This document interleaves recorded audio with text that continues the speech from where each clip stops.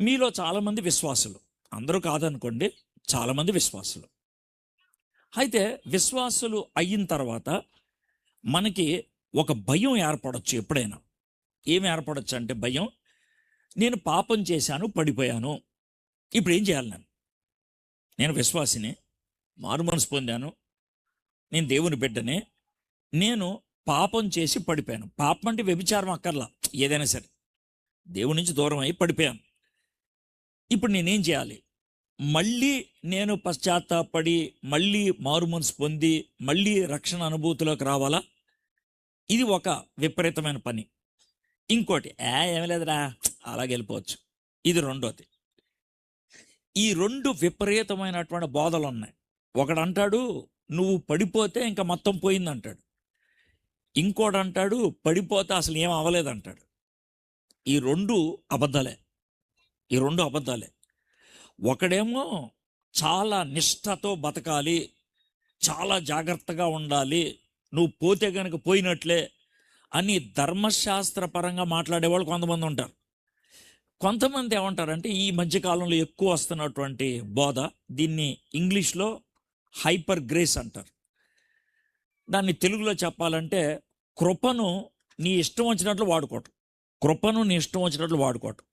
వీళ్ళు ఏం చెప్తారంటే, పాపం చేస్తే ఏమవుదో, దేవుడు ఒకసారి క్షమించేశాడు కదా, అయిపోయింది. ఒకసారి ఒక ఆవిడ వాక్యం చెప్తుంటే నేను విన్నాను. ఆవిడ ఆ వాక్యం చెప్పి ఆవిడ తీసుకున్నటువంటి అర్థం ఏంటో మీకు చెప్తే కనుక ఆమెను కిందకి లాగి జుట్టు పీకొని కొట్టి చంపేయాలనిపిస్తుంది. ఆవిడ ఏమందంటే, వ్యభిచారంలో పట్టబడిన స్త్రీ ఉందే, అది యోహాను సువార్త 8వ అధ్యాయం, అది చదువుతూ ఏమన్నదంటే, ప్రజలను అడిగింది ప్రశ్న, ఇక్కడ ఈ అమ్మాయి యేసు ప్రభుని నన్ను క్షమించు అన్నదా అంటే లేదు అన్నారు. కాబట్టి మనం దేవుని క్షమాపణ అడగక్కర్లా, ఆయన క్షమించేశాడు అన్నది. ఇప్పుడు ఏం చెప్పాలి సార్? ఏం చెప్పాలి? అలాంటి బాధలు మన మధ్యకి చాలా వస్తున్నాయి. అలాంటి పరిస్థితుల్లో మనము ఎలాగా మెలిగితే బాగుంటుంది, వాక్యాన్ని అర్థం చేసుకుంటే బాగుంటుంది. అయితే ముందు నేను ఒక చిన్న బోధ లాగా ఇచ్చి పడిపోయినటువంటి ఒక వ్యక్తి జీవితాన్ని మేము ముందు పెడతాను. నేను పడిపోయిన వ్యక్తి వెనక్కి తీసుకురావటానికి దేవుడు చేసినటువంటి ప్రయత్నాలు, తనకొచ్చినటువంటి నష్టం, ఇవంతటిని కూడా మేము ముందు పెడతాను. నేను బోధించాలనుకుంది దావీదు గురించి. ఓకే, అయితే దావీదు గురించి చెప్పకముందు, అసలు విశ్వాసి గనక పాపం చేస్తే ఏమవుతుంది, ఏం జరుగుద్ది, మీకు చక్కగా మీకు అర్థమయ్యేటట్లు చెప్తాను. ఏం జరుగుద్ది మీకు చక్కగా మీకు అర్థమయ్యేటట్లు చెప్తాను. అసలు మనం విశ్వాసం ఎలా అయ్యాం?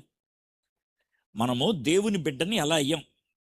దేవుని బిడ్డ ఎలా అయ్యామంటే, యేసు ప్రభుని సొంత రక్షకుడిగా అంగీకరిస్తే అయ్యాం. మన పాపాలు మనం ఒప్పుకుంటే అయ్యాం. కానీ మనం ఎలాంటి వాళ్ళం అంటే, మనంతట మనం పాపాలు ఒప్పుకోలేం. మనంతట మనం యేసు ప్రభుని దేవుడు అని ఒప్పుకోలేం. కాబట్టి మనలోకి ఒక ఆయన వచ్చి పనిచేయాలి. ఎవరైనా? పరిశుద్ధాత్ముడు. అదే మనకి యోహాను 16:8 ఉంది. ఆయన వచ్చి లోకమును పాపం విషయం, నీతి విషయం, తీర్పు విషయం ఒప్పింపజేస్తాడని. అయితే ఆయన మనలోకి వచ్చి మనల్ని ఒప్పించి, మనం పాపాలు ఒప్పుకున్న తర్వాత, యేసుప్రభుని సొంత రక్షకుడిగా అంగీకరించిన తర్వాత బాయ్ అని వెళ్ళిపోడు. ఆయన వెళ్ళిపోడు, ఆయన మనలో ఉండిపోతాడు. అందుకనే రోమీలకు రాసిన పత్రిక 8వ అధ్యాయం 9-10 వచనాల్లో ఉంటుందంటే, నా ఆత్మ లేనివాడు నా వాడు కాదు. అంటే ప్రతి విశ్వాసలో ఎవరున్నారు చెప్పండి? ఎవరున్నారు? పరిశుద్ధాత్ముడు లేకపోతే వాడు విశ్వాస కాదు. సో ఇప్పుడు పరిశుద్ధాత్ముడు ఎక్కడున్నాడు? లోన ఉన్నాడు. బాగా అర్థం చేసుకోండి. లోన ఎక్కడున్నాడు? ఆయన పరిశుద్ధాత్ముడు మన హృదయంలో ఉన్నాడు. అయితే మన హృదయంలో పరిశుద్ధాత్ముడు ఉన్నప్పుడు మనం పాపం చేస్తామా? చేస్తాం. దేవుడికి వ్యతిరేకంగా వ్యవహరిస్తాం. ఎలా చేస్తాం సార్? లోన ఉన్నాడు కదా పరిశుద్ధాత్ముడు. చెప్తా, ఎలా జరుగుద్దో చెప్తాను, మీకు స్టోరీ లాగా చెప్తాను. నాకు ఓ చెడ్డ పని చేయాలనిపించింది. ఉదాహరణకి ఈ ఫోన్ ఒక్కటే ఉంది, ఎవరు లేరు, దీన్ని లేపేయాలనిపించింది. మీకు లైవ్ చెప్తున్నా, ఈ ఫోన్ లేపేయాలనిపించింది. నేను విశ్వాసిని, నాకు వచ్చింది ఈ తలంపు, ఈ ఫోన్ లేపేయాలని. లోన ఎవరున్నారు? పరిశుద్ధాత్మ. పరిశుద్ధాత్ముడు వెంటనే ఏం చేస్తాడంటే, ఏయ్ తప్పదే, దొంగతనం చేయకూడదు అంటాడు లోన. నాకేమో ఆ ఫోన్ మీద ఏముంటుంది? ప్రేమ ఉంటుంది, ఏ విధంగానే లేపేయాలని. పరిశుద్ధాత్ముడు లోన్ నుంచి ఏమంటాడు? వద్దు అని. కాబట్టి నాకు పరిశుద్ధాత్ముడికి మధ్యన ఏం జరుగుద్ది? పోరాటం, యుద్ధం జరుగుద్ది. ఈ యుద్ధంలో ఎవరైనా గెలవచ్చు. పరిశుద్ధాత్ముడు గెలవచ్చు, నేను కూడా గెలవచ్చు.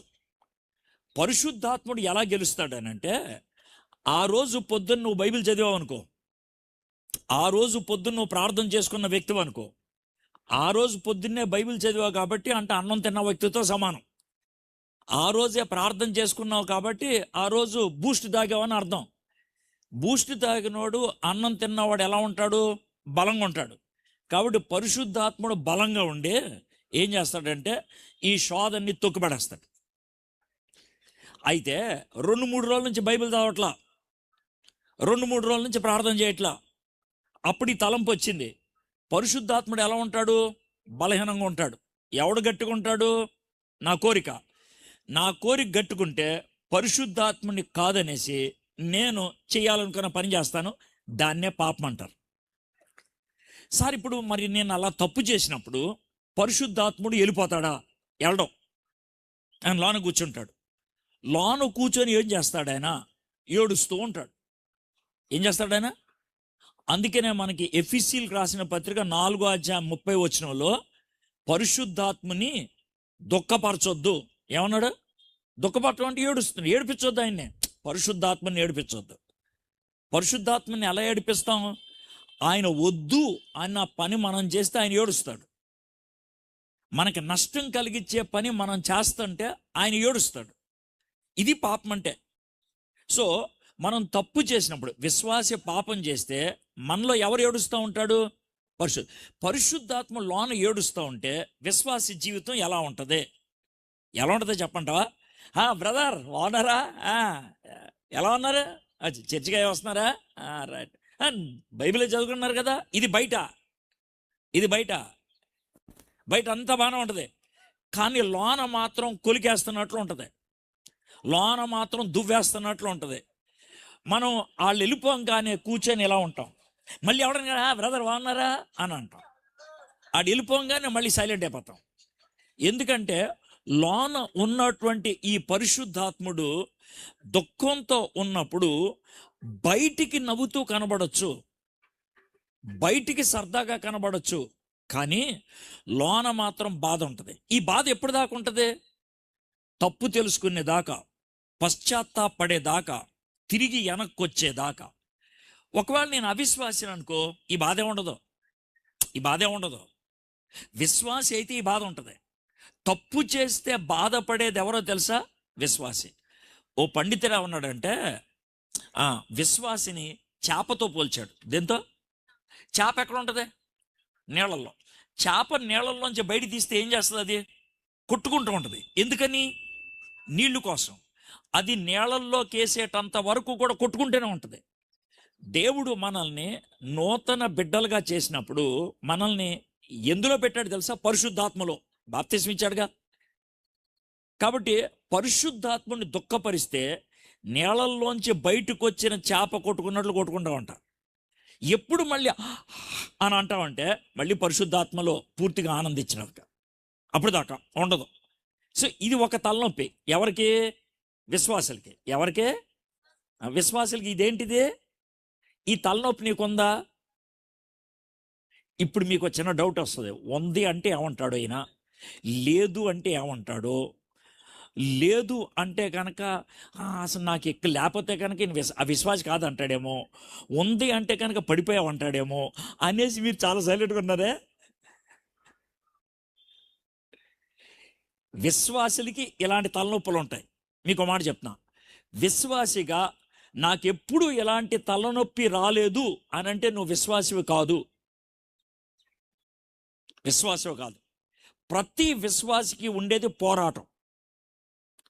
పాపానికి ముందు ఉండేది పోరాటం, పాపం తర్వాత ఉండేది బాధ. ఆ బాధలోంచి బయటికి రావాలంటే ఒకటే పరిష్కారం, పశ్చాత్తాపం. అంతే. ఇది ఒక సమస్య. రెండో సమస్య కూడా ఉందండి ప్రతి విశ్వాసికి. ఏంటనంటే, మనం మారు మనసు పొందంగానే మన పేరంట యేసు ప్రభు వారు అరిచేతిలో ఏం చేస్తాడు ఆయన? ఏం చేస్తాడు? నేను మీరే చెప్పారు కదా చెక్కుంటారని. అంటే ఇప్పుడు మీ పేరు ఎక్కడ ఉంది ఇప్పుడు?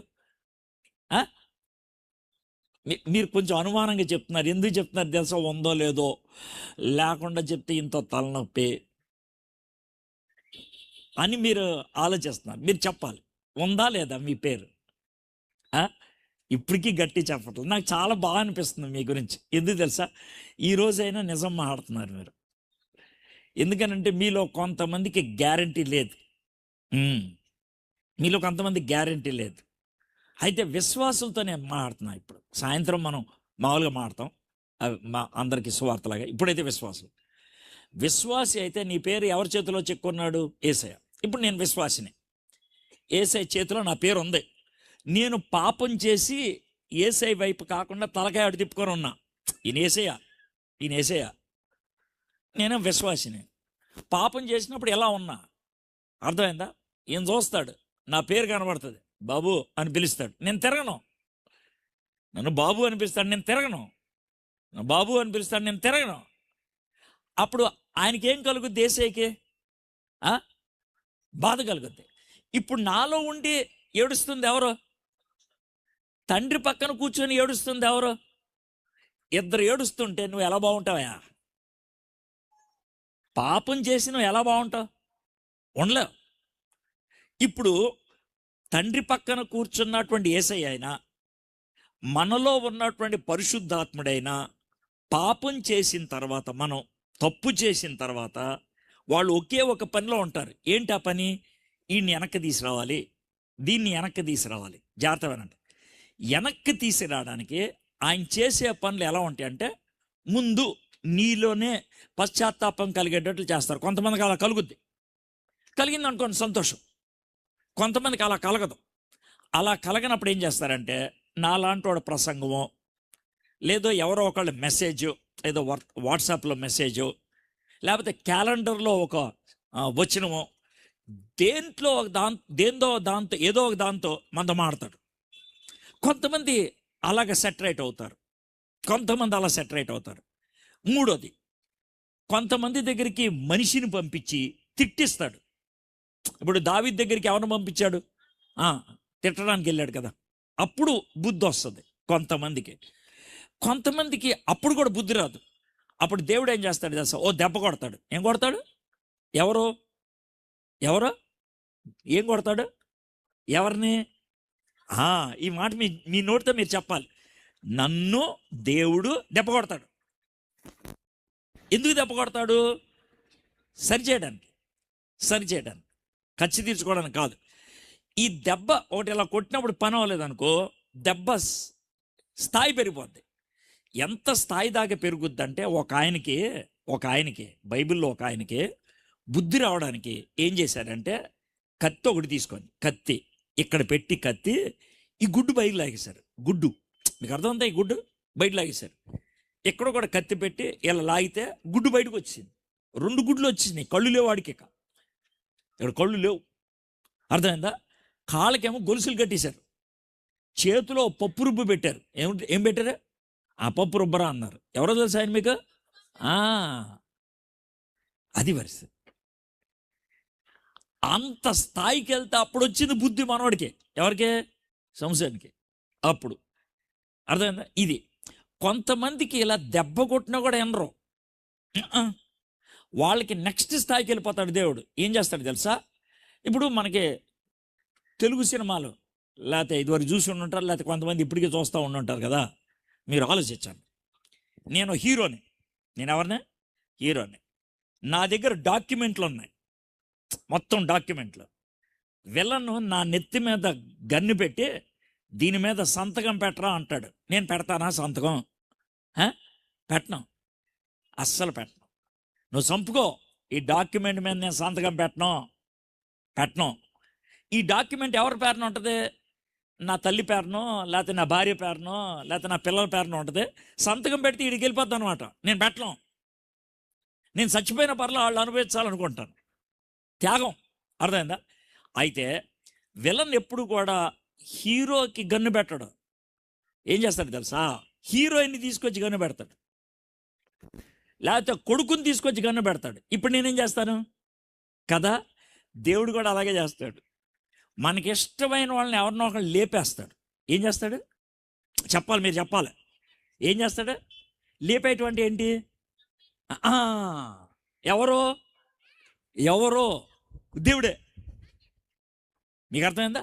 దేవుడే. దీనికి కూడా మీకు బైబిల్లో చూద్దామని చెప్తాను. దావీదు వ్యభిచారం చేశాడు కదా. వ్యభిచారం చేస్తే ఒక కొడుకు పుట్టాడు కదా. ఆ కొడుకు ఏమయ్యాడు? ఎవరు చంపేశారు? బైబిల్లో ఉందా ఆ మాట? ఉందే. దేవుడు తీసుకున్నాడు. ఆ మాట ఎవరన్నారు? దావీదు అన్నాడు. దావీదు కొడుకుని తీసుకోవటం బట్టి ఎవడు సెటరైట్ అయ్యాడు? కొంతమంది ఒకళ్ళు సస్తే మాట వింటారు, కొంతమంది ఒకళ్ళు సస్తే, కొంతమంది ఒకళ్ళు సస్తే కూడా వినరు. ఇదే దావీదు. అర్థమైంది? గర్వంతో ఉన్నప్పుడు 70,000 మంది చచ్చిపోయారు. ఎంతమంది? అప్పుడు వచ్చింది బుద్ధి. ఇప్పుడు మీకు అర్థమైందా స్థాయిలు ఏంటో? ముందు ఒక మాట, తర్వాత ఒక తిట్టు, తర్వాత ఒక దెబ్బ, తర్వాత శ్రమ, తర్వాత ఒకటి సావు, ఆ తర్వాత అనేక మంది సావులు. ఇవన్నీ ఎందుకు చేస్తున్నాడంటే, నువ్వు నా బిడ్డవి, నేను నిన్ను కోల్పోను. నువ్వు నా బిడ్డవి, నేను నిన్ను కోల్పోను. నువ్వు ఉండాలి నాతో. కాబట్టి నేను ఏమైనా చేసి వెనక్కి లాక్కుంటా. ఇదండి బైబిల్ బోధించేది. ఇది బైబిల్ బోధించేది చాలా స్పష్టంగా. దేవుని యందు విశ్వాసం ఉంచినటువంటి వ్యక్తులకి శోధనతో పోరాటం ఉంటుంది. పరిశుద్ధాత్ముడు లోన ఉన్నాడు కాబట్టి పాపం చేయడానికి టెన్షన్ ఉంటుంది. పాపం చేస్తే లోన గిలి ఉంటుంది. పరలోకంలో యేసే ఏడుస్తూ ఉంటాడు. కాబట్టి మనల్ని వెనక్కి తీసుకురావడానికి సాయశక్తిలా కృషి చేస్తారు. ఇది విషయం. ఇప్పుడు మనం దావీదు గారి జీవితాన్ని చూద్దాం. ఓకే, దావీదు గారి జీవితం మనకి బైబిల్లో చాలా చోట్ల రాశారు. సమూయేలు గ్రంథం మొదటి సమూయేలు గ్రంథంలో బాగా మనకి కనబడుతుంది. తర్వాత మొదటి దినవృత్తాంతముల్లో కూడా కనబడుతూ ఉంటుంది. ఈ విధంగా మనం కొన్ని చోట్ల దావీదు గారి జీవితాన్ని మనం చూడగలుగుతాం. వదిలేండి. మనకి బైబిల్లో దావీదు గారి జీవితాన్ని అంతటిని కూడా చూస్తే మనకు అర్థమయ్యేది ఏంటంటే, దావీదు గారు 70 ఏళ్ళు బతికాడు. ఎంతకాలం? 30 ఏళ్ళు అప్పుడు రాజు అయ్యాడు. 40 ఏళ్ళు రాజుగా ఉండి చనిపోయాడు. అయితే దావీదు గారు 70 ఏళ్లలో బైబిల్లో మనకిచ్చినటువంటి సమాచారాన్ని బట్టి దావీదు గారి విషయంలో 4 సార్లు పాపం చేశాడు. ఎన్నిసార్లు? 4 సార్లు. కొంతమంది ఎలా చూస్తున్నారు, 4 సార్లు మనకు తెలిసింది ఒకసారే కదా అని. నాకు తెలుసు, చూస్తారಲ್ಲ 4 సార్లు. మొదటిసారి దాన్ని వాళ్ళు ధ్యానం చేస్తాం, కానీ అదేంటో మీకు చెప్తా. మొదటిసారి దేవుడు అభిషేకించిన రాజు అయిన సౌల్ని చంపడానికి వెళ్ళాడు. చేయకూడదు ఆ పని, తెలుసు ఆయనకి, కానీ చంపడానికి వెళ్ళాడు. అప్పుడు దేవుడు దెబ్బ కొట్టాడు.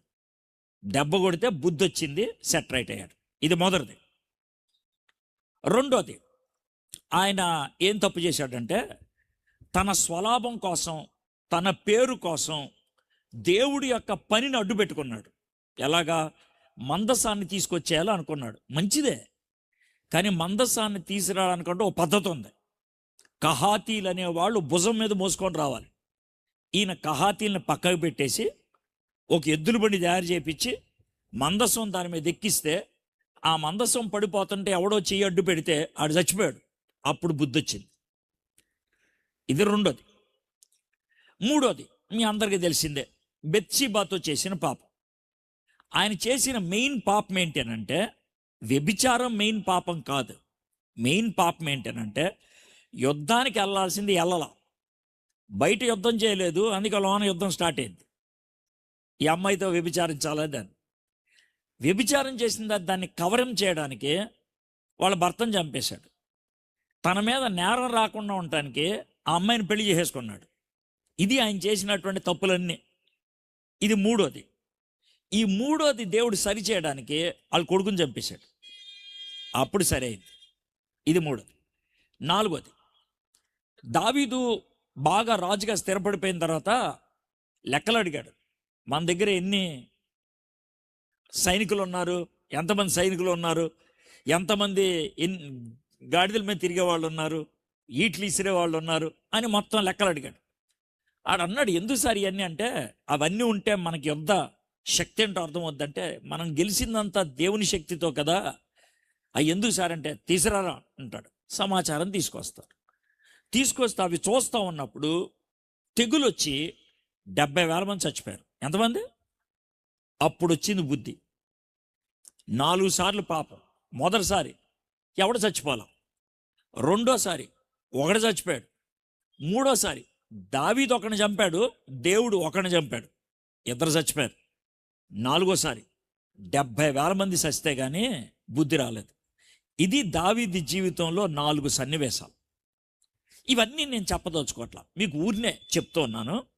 అయితే నేనేం చేస్తానంటే, మొదటిసారి దావీదు ఎందుకు పాపంలో పడిపోయాడు, పాపంలో పడిపోవడానికి కారణాలేంటి, పడిపోయినప్పుడు దేవుడు ఏం చేశాడు, వెనక్కి తిరిగి రావడానికి దావీదు ఏం చేశాడు, ఇది మీ ముందు వాక్యాన్ని మొత్తం మీ ముందు పెడదామని అనుకుంటున్నాను.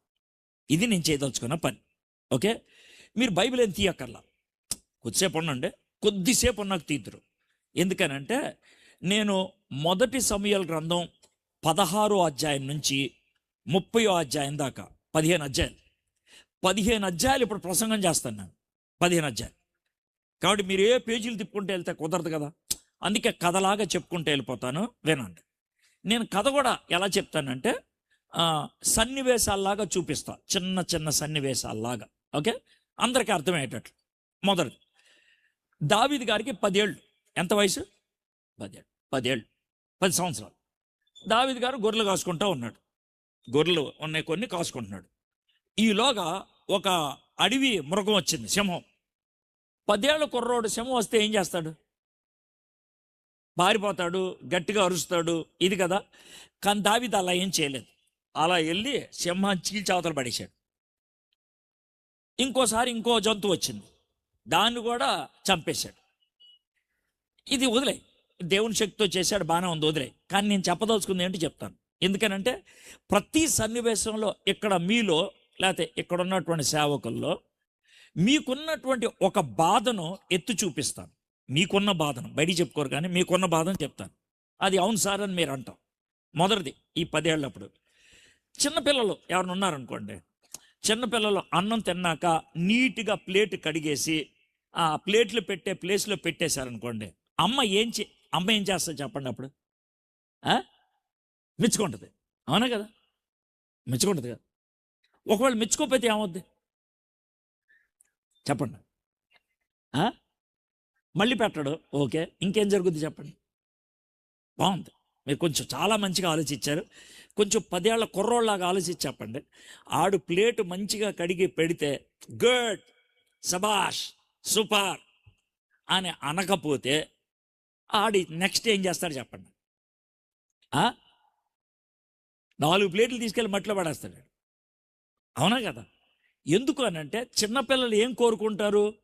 మెప్పుని, అప్రిసియేషన్, సబాష్ అని కోరుకుంటారు. చిన్నపిల్లలే కోరుకుంటారా, పెద్దవాళ్ళు కోరుకుంటారా? ఇప్పుడు ఈ సేవకులను ఎగ్జాంపుల్ తీసుకున్నాం. అలాగా ఎవడో ఒక 20 మంది సేవకులు ఉన్నారు, 10 మంది, 15 మంది. డానియల్ గారు మీటింగ్ పెట్టారు ఇవాళ. ఈ డానియల్ గారు పెట్టిన మీటింగ్కి 15 మందిని వాడుకున్నారు. ఈ 15 మందిని వాడుకున్నారు, ఒక్కొక్కరికి ఒక్కొక్క పని అప్పచెప్పారు, వీళ్ళందరూ చేశారు. సార్ మీ పేరేంటి సార్? యేసురావు. అందరి పేర్లు చెప్పి యేసురత్నం గారి పేరు చెప్పలేదండి. మొత్తం అందరి పేర్లు చెప్పాడు. పేరు ఏమండి, ఈయనేమో పిఏ సిస్టమ్ చూశాడు, ఈయనేమో కుర్చీలు చూశాడు, ఈయనేమో అన్నం చూశాడు, ఈయనేమో కూర చూశాడు, ఈయనేమో పెరుగు చూశాడు, అందరి పేర్లు చెప్పాడండి. యేసురత్నం గారి పేరు చెప్పలేదండి. ఇప్పుడు మీకేమో అనిపిస్తుంది సార్? కోపం వస్తుందా లేదా? చాలామంది సేవకులకు ఉన్న సమస్య ఏంటంటే, నేను ఎంత చేశాను నన్ను ఎవడ చూడలేదని. నేను ఎంత కష్టపడుతున్నాను, నా కష్టాన్ని ఎవడు గుర్తించట్లేదని. నేను ఎంత ప్రయాసపడుతున్నాను, నా ప్రయాసని ఎవరు గుర్తించట్లేదని.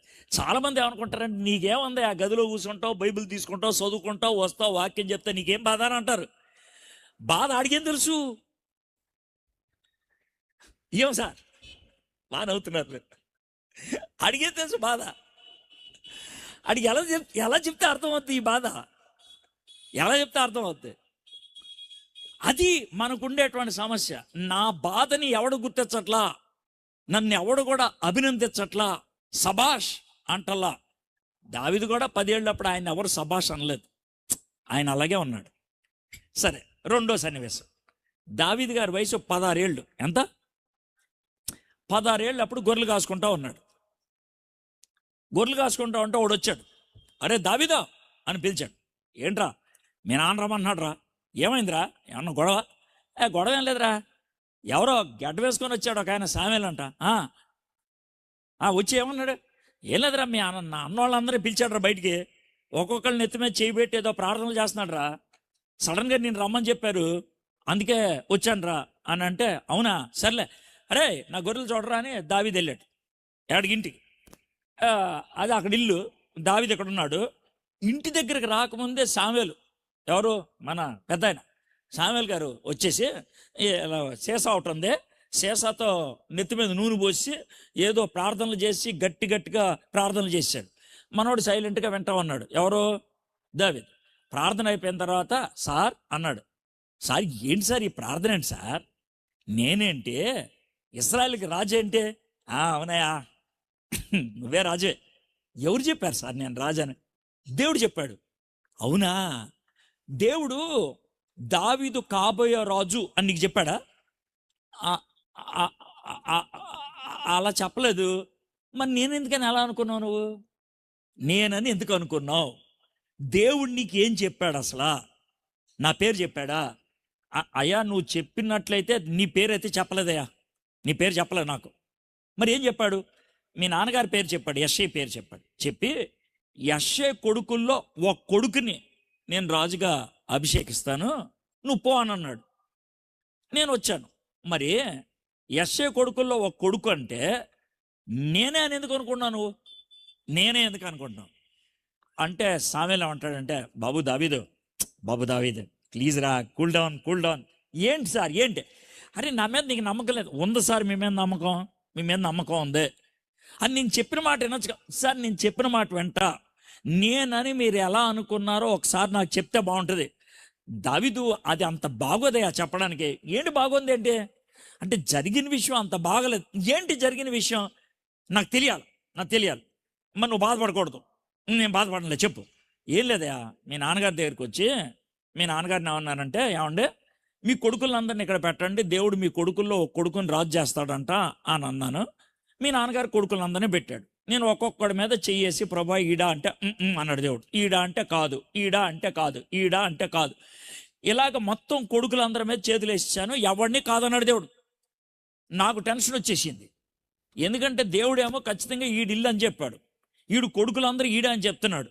నాకేం చేయాలో అర్థం కాక కొంచెం బుర్రగొక్కొని మీ నాన్నగారి దగ్గరికి వచ్చి ఏమండే మీకున్నటువంటి కొడుకులు వీళ్ళేనా, ఇంకెవరిని ఉన్నారా అని అడిగితే మీ నాన్నగారు ఒకడున్నాడులే పని మనలోడు, ఆ గొర్రెలు కాసుకుంటూ ఉంటాడు అన్నాడు. ఆ మూలలో కూర్చొని ఉంటాడు, ఆడు వేస్ట్ గాడయా.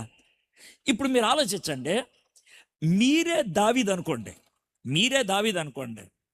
మీ నాన్నగారు ఇలా అన్నారని మీరు విన్నారనుకోండి, మీకు ఎలా ఉంటుంది బతుకు? చెప్పండి నాకు. బాగుంటుందా?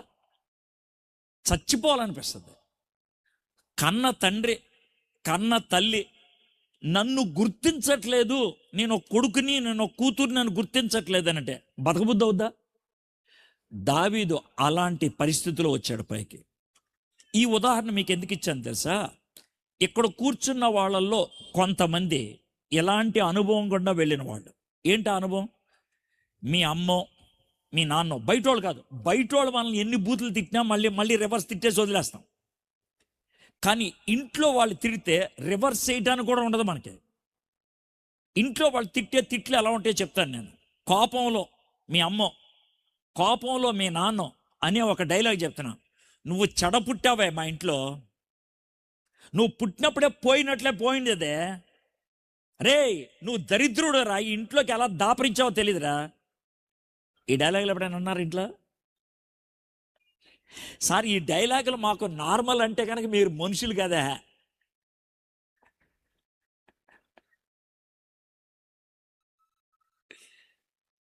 సర్వసాధారణంగా మనిషి అంటే ఇలాంటి తిట్లు తిడితే తట్టుకోలేం. దావీదు సొంత నాన్న గుర్తించాల. సరే వదిలేండి, ఇది 16 వయసు. దావీదు గారికి 17 ఏళ్ళు వచ్చినాయి. 17 ఏళ్ళు. వాళ్ళ నాన్న పిలిచి, అరే దావీదా ఎట్రా, మీ అన్నోళ్ళు యుద్ధానికి వెళ్ళారు, కొంచెం టిఫిన్ క్యారియర్ అయి కట్టని తీసుకెళ్ళి నాన్న అన్నోళ్ళు ఎలా ఉన్నారు కనుక్కొని రా అని అంటే మనోడు వెళ్ళాడు. యుద్ధం అంటే ఇప్పుడు ఇది ఊరు సార్, ఇది ఉరదాలపాలెం కదా. పక్కన ఉన్నటువంటి అత్తిల్లో ఏం యుద్ధం జరగదు. చాలా దూరం వెళ్ళాలి, చాలా దూరం అంటే యుద్ధం పక్కన కొట్టుకోరు. ఒక రోజు ప్రయాణం, 2 రోజులు ప్రయాణం అయితే అక్కడ యుద్ధాలు కొట్టుకుంటారు.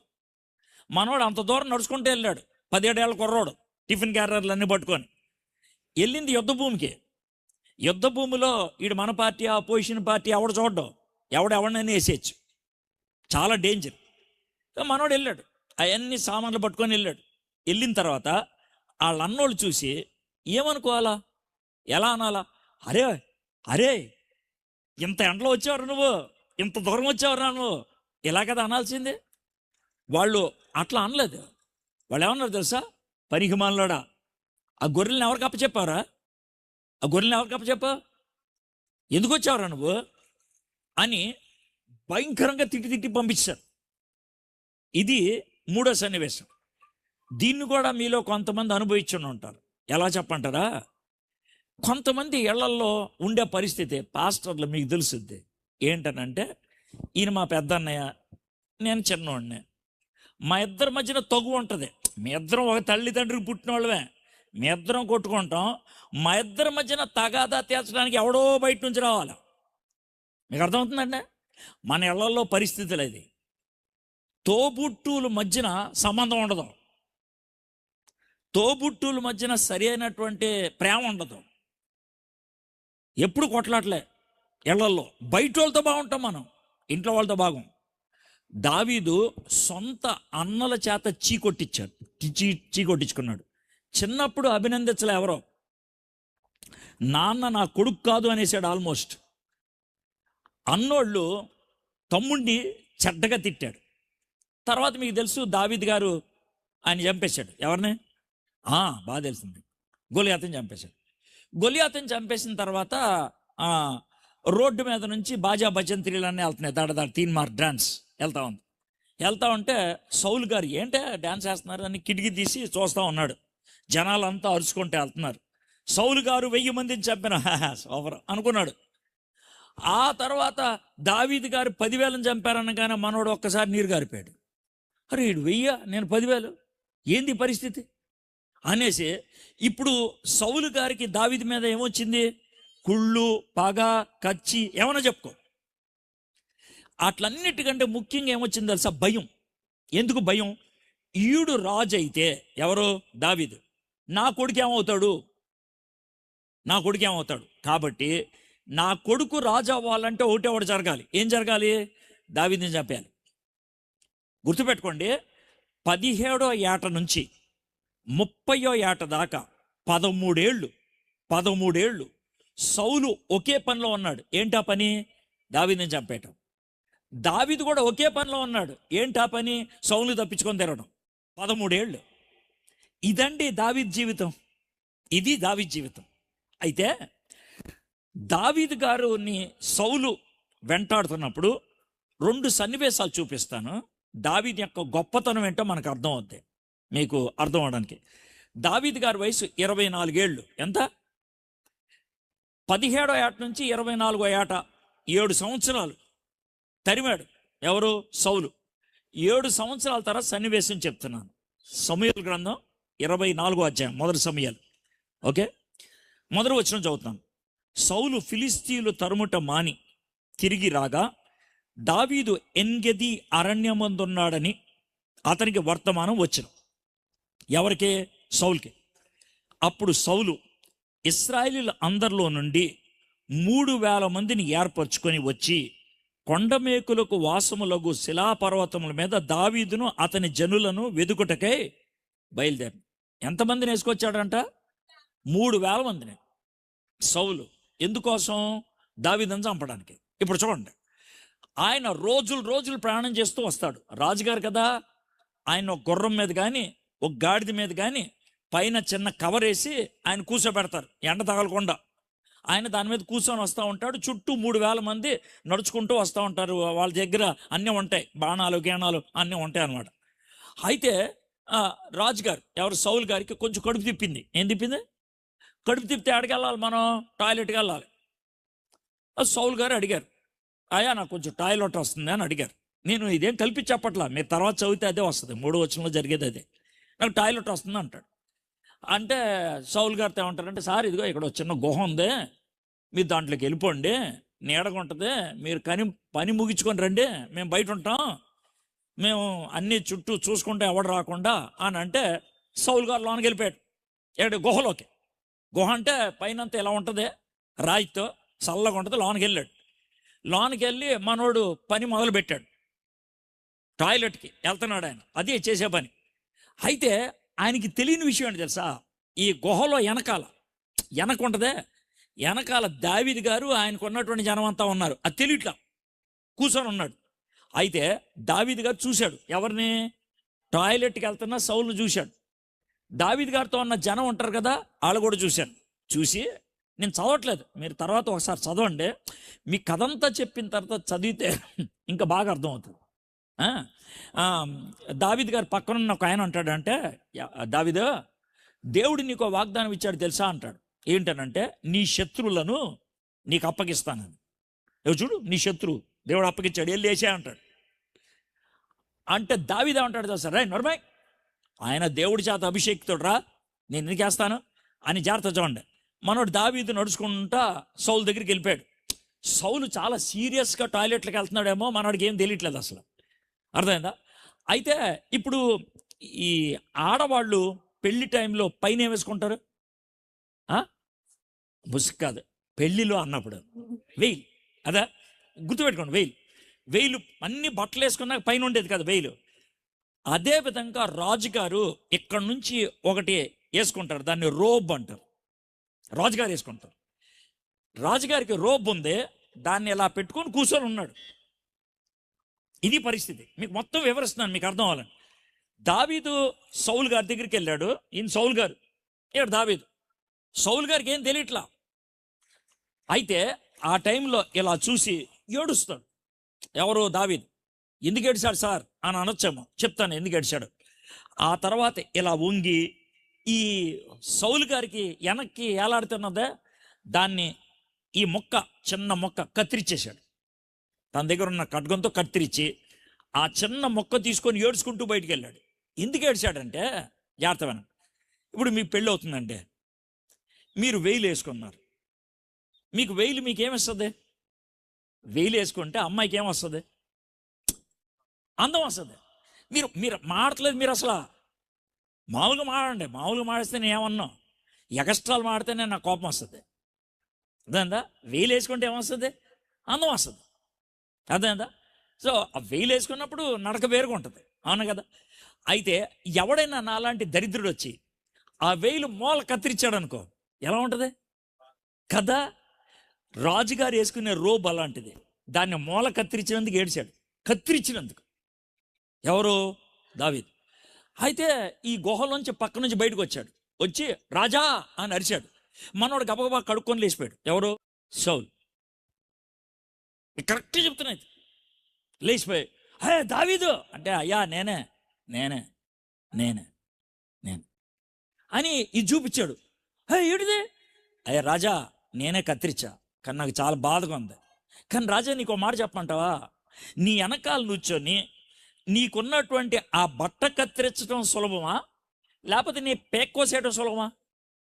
పేక్కోసేయడం సులభం. నీ పేక్కోసేయడం పెద్ద విషయం కాదు, నాకు కోసిపడేసి ఉండేవాడిని. కానీ ఒక మాట చెప్తున్నాను రాజా, నేను నీ శత్రువుని కాదు. నిన్ను చంపేవాడిని కాదు, నేను నిన్ను చంపను, నేను చంపను. కావాలంటే ఓ వచనం చూడండి, మీకు అర్థమవుతుంది. 12వ వచనం, ఇది 24వ అధ్యాయంలో 12వ వచనం. నీకును నాకును మధ్యన యెహోవా న్యాయము తీర్చును, యెహోవా నా విషయమై పగ తీర్చు, కానీ నేను నిన్ను చంపను అని చెప్తే చివరి వచనం చూడండి. సౌలుకిను దావీదుకి ఒక ఒప్పందం కుదిరింది. 21వ వచనం చివరి భాగం. అంతటా దావీదు సౌలునకు ప్రమాణం చేసెను. అప్పుడు సౌలు ఇంటికి తిరిగి వచ్చెను. అయితే దావీదును అతని జనులను తన కొండ స్థలములకు వెళ్ళిపోయారు. అంటే కౌగిలి చేసుకున్నారు, హగ్ చేసేసుకున్నారు, బాయ్ బాయ్ లవ్ యూ అనుకొని వెళ్ళిపోయారు. దావీదుకి సౌలు దొరికాడా లేదా? కానీ చంపాడా? కాబట్టి మీరు దావీదుని ఏమంటారు? బంగారం రా అంటారు. ఇది 24 ఏళ్ళు. అప్పుడు 2 ఏళ్ళు అయినాయండి, 2 ఏళ్ళు. మళ్ళీ చూద్దాం, 26వ అధ్యాయానికి వచ్చాను. ఇప్పుడు వయసు 26 ఏళ్ళు. మొదటి వచనం చదువుతున్నాను. అంతటా జిఫీలు గిబియాలో సౌలు నద్దకు వచ్చి దావీదు ఎషీమోను ఎదుట హకీలా మాన్యములో దాగి ఉన్నాడని తెలియజేయగా, సౌలు లేచి ఇశ్రాయేలీలో ఏర్పరచబడిన 3,000 మందిని తీసుకొని జీపు అరణ్యమునకు దావీదును వెతుకుటకు జీపు అరణ్యమునకు పోయింది. ఇది ఎలా ఉంటుందంటే, ఇది కొండ యువతల దావీదు ఉన్నాడు. కొండ ఇక్కడ సౌలు గారు ఎతుకుతున్నారు. దావీదుకి తెలిసింది సౌలు వస్తున్నాడని. ఒక ఇద్దరు పంపించాడు, అరే సౌలు ఎక్కడున్నాడు చూడరా అని. వాళ్ళు వెళ్ళి చూసి వెనక్కి వచ్చారు. సార్ కొండ అవతల ఉన్నారు సార్ అన్నాడు. అప్పుడు దావీదు ఏమన్నాడంటే, డాయ్ మీరందరూ ఎక్కడ ఉండండి, ఎవడైనా ఒక్కడు రండి నాతో పాటు, సౌలు దగ్గరికి వెళ్తాను అంటే. నేను వస్తాను సార్ అన్నాడు ఒకడు. సరే పదా అన్నాడు. దావీదు అతను వెళ్ళారు. సౌలు దగ్గరికి వెళ్ళేటప్పటికి, అంటే ఆ ప్రాంతానికి వెళ్ళేప్పటికి చీకటి పడిపోయింది. చీకటి పడిపోతే ఎవడని చేసే పని ఏంటి? పడుకొని నిద్రపోతారు. ఎలా పడుకున్నారు కూడా మీకు చెప్తా. ఎలా పడుకున్నారంటే, సౌలు గారు ఇక్కడ పడుకున్నారు సెంటర్లో. సౌలు గారు చుట్టూ రింగులుగా 3,000 మంది పడుకున్నారు. ఎందుకంటారు? కాపాడుతాను. ఎందుకని? సౌలు దగ్గరికి ఎవరన్నా రావాలంటే వీళ్ళందరినీ దాటుకొని రావాలి. సెంటర్లో పడుకున్నాడు దావీదు, సౌలు. సో దావీదు ఈ చివరి నుంచి చూశాడు, ఎక్కడున్నాడు సౌలు? అక్కడున్నాడు సౌలు. వీళ్ళంతా ఎక్కడున్నారు? అయితే దావీదు ఏం చేస్తాడంటే, ఒక్కొక్కళ్ళని దాటుకుంటూ వెళ్ళిపోయాడు. ఎవడు నిద్ర లేవలా. ఎందుకు నిద్ర లేవలేదు తెలుసా? విచిత్రంగా ఉంటుంది. మీరు చూడండి ఎందుకు నిద్ర లేవలేదంటే, 26వ అధ్యాయం 12వ వచనం చూడండి. సౌలు తలగడ దగ్గర నున్న ఈటను నీళ్ల బుడ్డను తీసుకొని వారి ఇద్దరు వెళ్ళిపోయి, యెహోవా చేత వారికి అందరికీ గాఢ నిద్ర కలగగా వారిలో ఎవడను నిద్ర మేల్కోలేదు. అంటే నిద్ర ఎవరిచ్చారు? మీకు అర్థమైంది కదండి, మీకు వచ్చాలు చూపిస్తే అర్థమైంది కదా. నిద్ర ఎవరిచ్చారు? దేవుడే. ఇప్పుడు మనమే అక్కడ ఉంటే కనుక దేవుడు సమస్తమును సానుకూల పరిచెను, ఇది దేవుడి చిత్తము అని ఏసిపడేసి ఉండేవాడు. అర్థమైందా? కానీ దావీదు ఏం చేశాడంటే, దావీదు దగ్గర సౌలు దగ్గరికి వెళ్ళి నుంచున్నాడు. ఇక్కడ సౌలు పడుకున్నాడు. ఓకే, సౌలు పడుకొని ఉంటే పక్కన ఆయన ఈట ఉన్నది, నీళ్ల బుడ్డి ఉన్నది. సౌలుతో కదా, దావీదుతో పాటు ఒకడు ఇచ్చాడు కదా.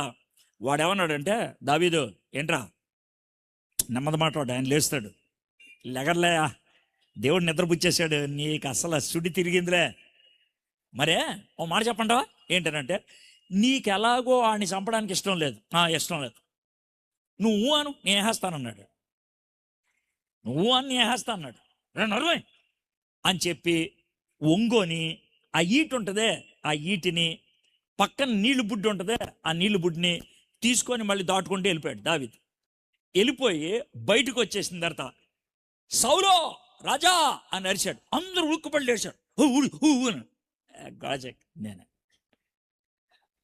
అని ఈటను చూపించాడు. రాజా, ఈ ఈటతో నిన్ను పొడి చేశాననుకో, నిద్రలోనే చచ్చిపోయేవాడు నువ్వు. ఎవడు చంపాడో కూడా నీకు తెలిసి ఉండేది కాదు. నిన్ను చంపటం పెద్ద విషయం కాదా, కానీ నిన్ను చంపేవాడిని కాదురా బాబు, నీ ప్రాణం కోసం నేను తిరగట్లేదురా బాబు అని నీకు ఎన్నిసార్లు చెప్పినా నీకు అర్థం కావట్లా. 26 ఏళ్ళు అయిపోయిందండి. 26 ఏళ్లలో ఎన్ని రకాలైన శ్రమలు శోధనలు వచ్చినా దావీదు నిలకడగా ఉన్నాడా లేదా? ఉన్నాడు కదా. మీకు ఇంకో మాట కూడా చెప్తా. ఏంటనంటే దావీదు గారు మొత్తం 73 కీర్తనలు రాశాడు. ఎన్ని? ఇంకో 28 కలుపుతారు కొంతమంది, రాశాడేమో అని కదా. ఖచ్చితంగా అయితే 73. అంటే దావీదు కీర్తన అని ఉన్నాయి 73 మొత్తం. అయితే ఇది జరిగేటప్పటికి, ఏది ఈ 26వ అధ్యాయం జరిగేటప్పటికి దావీదు గారు రాసిన కీర్తనలో 16. ఎన్ని కీర్తనలు? కొన్ని కీర్తనల పేర్లు చెప్తాను, మీకు అర్థం అవుతాయి. మీకు బాగా వచ్చిన కీర్తన యెహోవా నా కాపరే, అది అయిపోయింది ఈ సన్నివేశానికి. 18వ కీర్తన నువ్వే నా ఆశ్రయ దుర్గము, నువ్వే నా కోట, నువ్వే నా శైలము, అది ఉందా 18వ కీర్తన, అది కూడా అయిపోయింది. 16 కీర్తనలు రాశాడు దావీదు ఇది జరిగే టైంకి. ఒక విధంగా దావీదు ఎదుర్కొన్నటువంటి సవాళ్ళన్నీ చూసి, దావీదు చేసినటువంటి పనులన్నీ చూసి ఎవడైనా అనే మాట ఏంటి తెలుసా? దావీదు బంగారం.